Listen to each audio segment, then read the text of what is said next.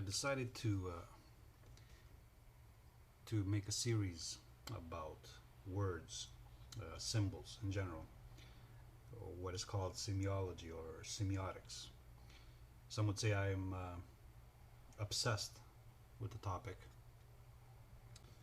I hope I'm not overly preoccupied with it at the expense of everything else. But the reason I return in many of my videos and my posts on Know Thyself Forum to the topic of words is because of the central role words play in expressing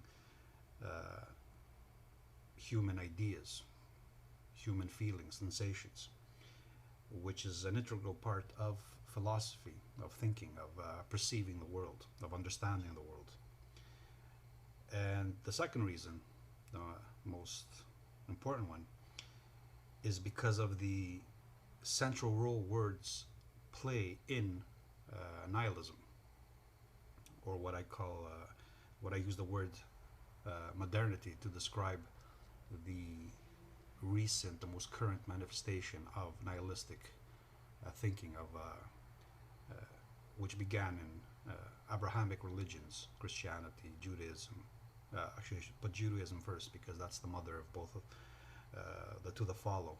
Judaism, Christianity, and Islam, later to evolve into humanism, Marxism, and all the other modern isms. So to differentiate, of course, between nihilistic isms and realistic isms, words, understanding what words are, the role they play in human cognition, what they are, what they symbolize, how they relate to the mind-body dichotomy, is a starting point. Without doing this, we're trapped in this linguistic confusion of using words haphazardly in whatever manner we choose, we feel like using them, simply adhering to dictionary definitions for the only reason that it facilitates communication. Otherwise, we would be talking gibberish, and that's the only reason some people limit or accept a limitation to words. In the past, limitations to what people thought and how they used words was given to them by the group, later by the religion. This is where nihilism comes in, which shaped the way we use words today. The secular limitation, the one that moderns can only accept, is the dictionary, like I said, and for no other reason but because their ideas can be shared, can be understood, can be communicated, can be transmitted to another mind. For a realist, of course, the only limiting standard to words would be the world itself, because words refer to the world.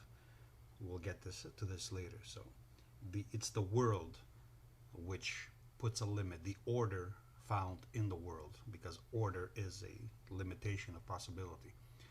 I equate order to probability. Order would be a limitation to possibility. The opposite would be chaos, which is infinite possibility. And if you think about it, even an organism, what is a fundamental part of what we call organism is that it limits the possible, what is possible to it, for it. It is discriminating. It denies possibility in order to preserve the ones that benefit the organization, the hierarchy, which it calls self. So ordering is a limitation of possibility. And in philosophy, the only restriction to words would be in relation to the world. But nihilists, moderns, do not accept this limitation. The only limitation they accept is a social one or a scriptural one. So either they accept a limitation given to them by others, by culture, by religion, by some institution, by the other human beings, or the only limitation they accept for the purpose of remaining comprehensible to others is the limitation of the dictionary definition. In both cases, it's the script that limits them. It's a man-made reason why they limit, not the world itself. The world is excluded from their understanding. They will not accept any limitations which is determined in past, which is not pliable, which is not cannot be intervened upon by humans.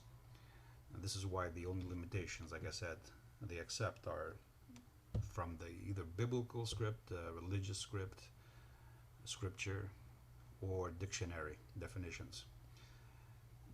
Because the basic strength of nihilism, the only reason it even has meaning, is that it can be communicated to others, to other humans, to others who share the same code, the same meanings, the same words. Other than that, outside those premises, the nihilism is dead. It's meaningless. Some of the words they use, if you put them in the world, if they were to be applied in the world, outside human constructs, would either be useless or it would actually be detrimental to the individual who applied them. This is why all nihilists, when faced with the world, always lie, must always contradict their own principles, their own ideas, their own ideals, in order to survive.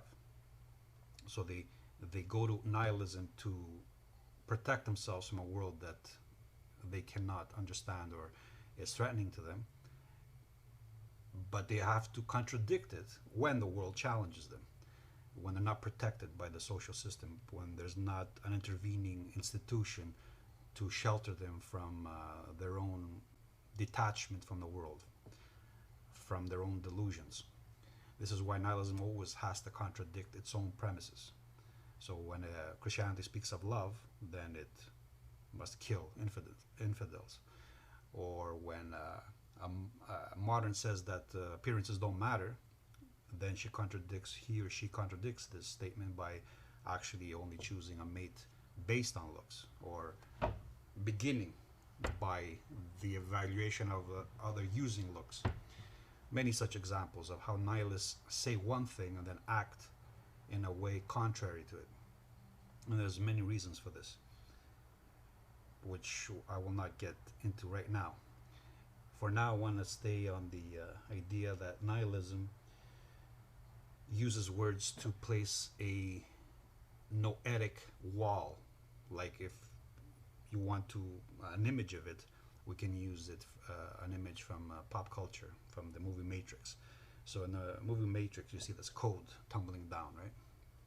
Numbers, letters, creating this wall, this artificial cocoon within which the Matrix constructs the artificial reality. That's exactly what's happening in the mind. In nihilism, the words become this code, this abstraction, this noetic wall between them and the world of phenomena. And they need this to feel safe, to detach from the world. For the sake of clarity, I will tell you that I already made a video on nihilism, specifically about nihilism.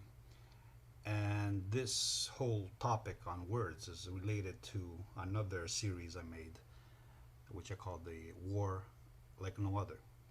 Now, in relation to nihilism, I have to, again, for the sake of clarity, differentiate two types of nihilism: the male, masculine, and the feminine. I'm not just arbitrarily defining them this way. There's a psychological reason, which I will try to explain later on. You can also understand it as positive masculine nihilism and negative feminine nihilism.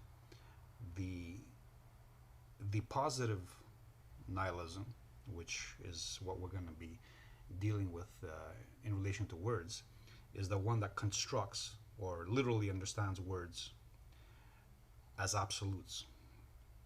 So when the world is void of meaning, let's say God or purpose, they produce this purpose meaning, which they then claim is universal, and they offer it to the masses, to the many, as a fulfillment, a filling in for what is missing, which is the absolute.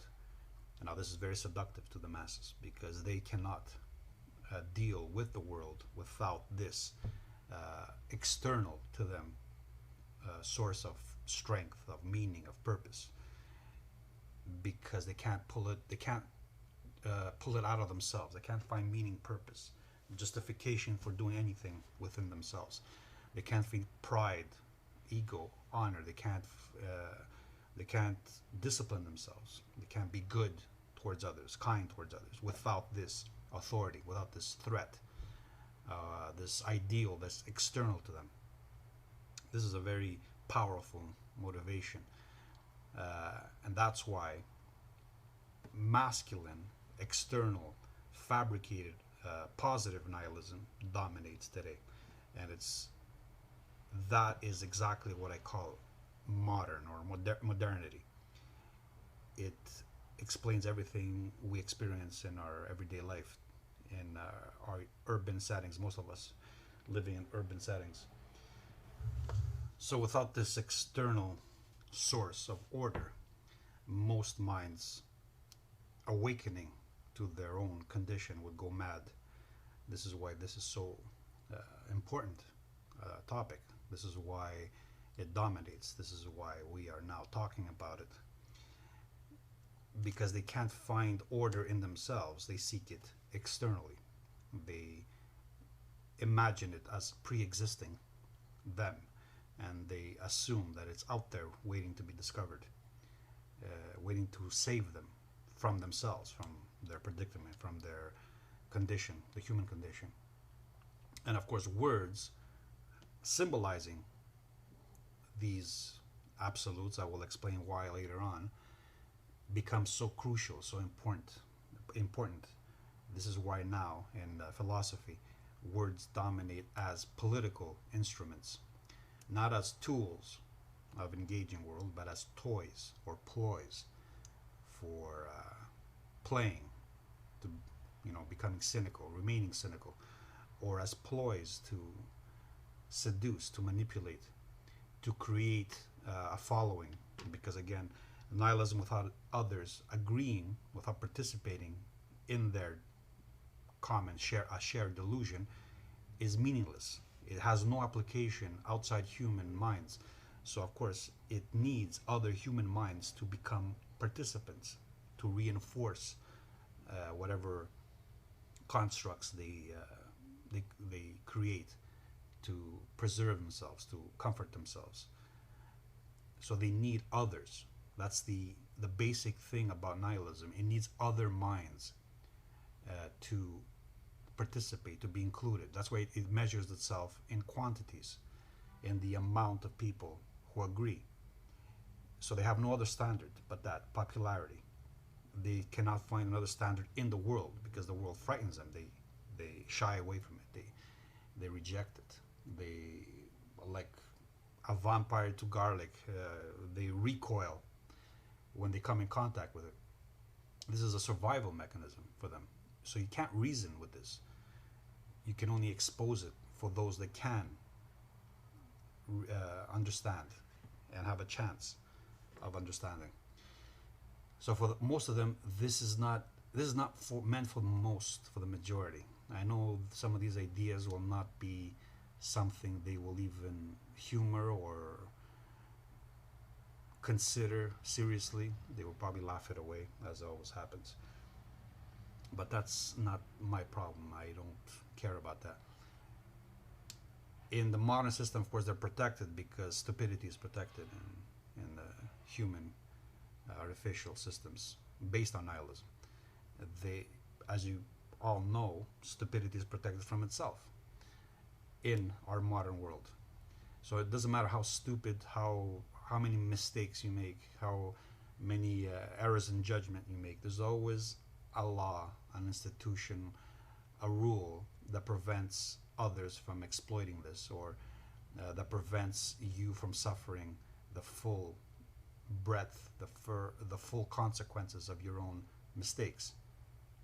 And of course, what this does is it reinforces stupidity. It begins thinking, since I made a mistake, or I think this and it didn't really cost me much, why is my perspective any less relevant than the others? They have no other way of measuring uh, of justifying, measuring what is truth, more truth, less true, than from how it relates to others. And being protected from the world, which doesn't give a shit about human constructs, they become arrogant, they become self-assured, they begin to question words, they become questioning the world. They say it doesn't really matter what you think, since there's no real big cost to any thought, with a system there to protect people from their own thinking.